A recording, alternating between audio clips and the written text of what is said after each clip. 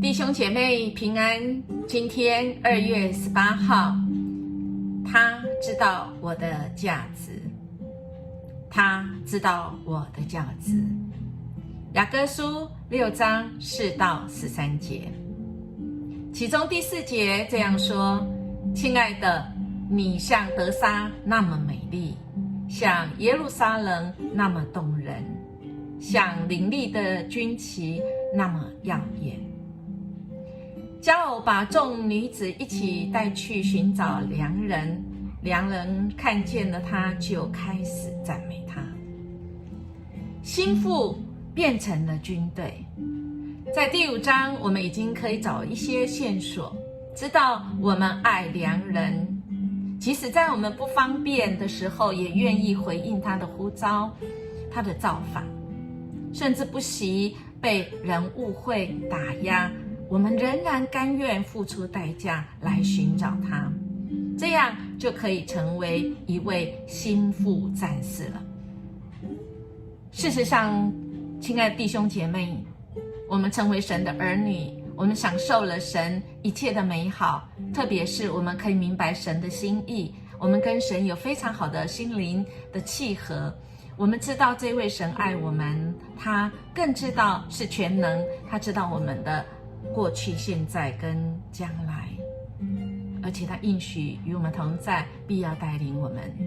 我们哪有不跟随神的？我们哪有不把我们的生命真的是全力以赴托付在我们的主身上？我们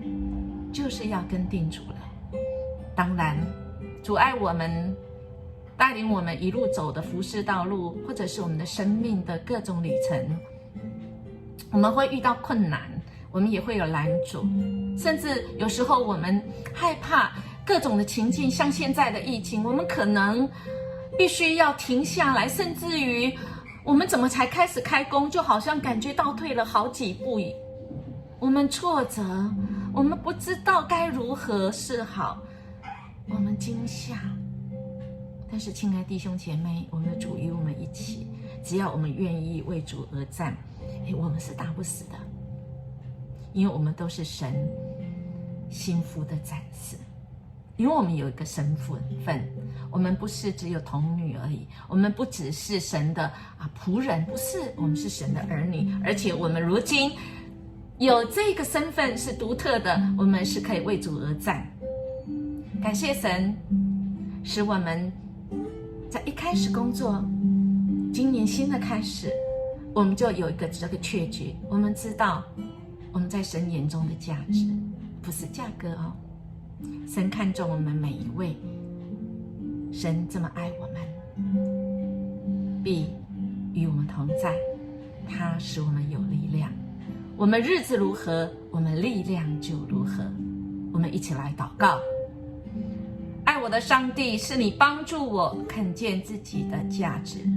使我知道在你眼中我是何等珍贵。谢谢你，奉主耶稣基督的名求，阿们。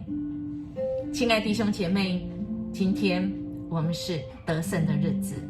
我们为主而征战，我们是主的战士，而且是得胜的战士。我们明天见。